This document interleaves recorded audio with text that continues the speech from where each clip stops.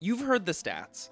50% of Americans turn on subtitles most of the time when watching online video, and that number jumps to nearly 80% for Gen Z viewers. Okay, so people love subtitles, but what is the best font or family of fonts to use for your subtitles?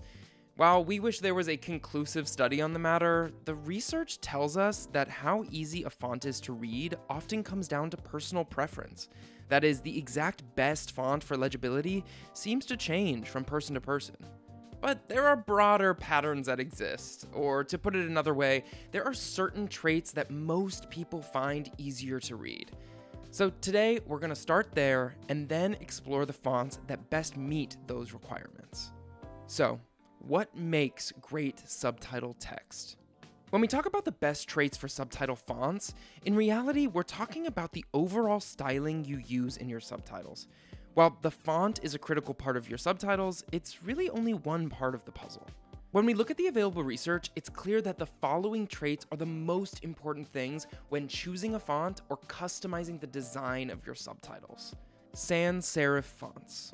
While serif fonts sometimes score higher on legibility for long-form text, sans-serif fonts are actually best for subtitles because they're easier to read for short bits of text on smaller screens, mostly because they lack the small lines or embellishments of serif fonts, which are hard to notice on mobile screens. Examples of sans-serif fonts include Arial, Helvetica, and Verdana.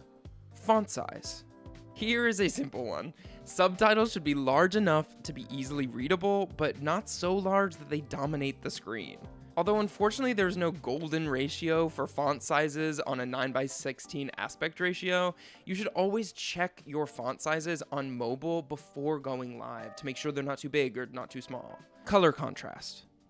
One mistake we see some opinionated brands make is forgetting about color contrast.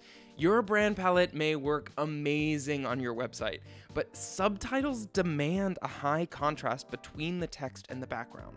White text on a black background, or vice versa, being the ultimate example. You don't need to go that basic to achieve great color contrast though, and there are many tools available that help you check the grade of your font and background color for legibility. Character and line spacing. Research on glanceable fonts hasn't been entirely conclusive, but most point to large, sans-serif fonts with non-condensed spacing to be easiest to read at a glance. And get this, some studies even found that text in all capitals was easiest to read for short text on small screens. Researchers gave examples of phones or smartwatch notifications, but it's possible that subtitles fit that bill as well. Now, what are the best fonts for subtitles? Now, as we've covered, this is not an exact science, but given the research and the evidence we found about fonts that are easy to read, we're confident that the following fonts are going to be pretty sure bets for you. Montserrat. Montserrat in bold is actually the default font we use here at Kapwing for our subtitle generator. The reason is that Montserrat is a highly readable sans-serif font with good spacing. It also has a nice aesthetic quality that makes it feel a little bit less generic than Helvetica or Arial, and it'll pop out because it's a font that not everyone is used to seeing all the time on their subtitles. Noto. The Noto family of fonts, co-created by Monotype and by Google, were designed to work well across more than 800 languages and 100 writing systems.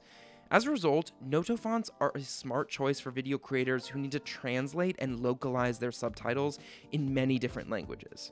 It's likely that a Noto font can accommodate any language you have in mind. It's clean, it's easy to read, it's a sans-serif font that can work widely across a lot of different resolutions. Verdana. Verdana isn't as loved by designers as similar fonts like Helvetica, but it stands tall as a font for legible subtitles. Verdana was specifically designed to look good on small screens, which is obviously an important factor for subtitles, which are most often being viewed on smartphones. The reason Verdana works so well in this context is it takes special consideration to make sure all the variations of all the different letters look different from each other, so that a lowercase l does not look like an uppercase I, does not look like a 1. As you can see in this example, comparing Verdana to Times New Roman, it largely succeeds. Atkinson Hyperlegible.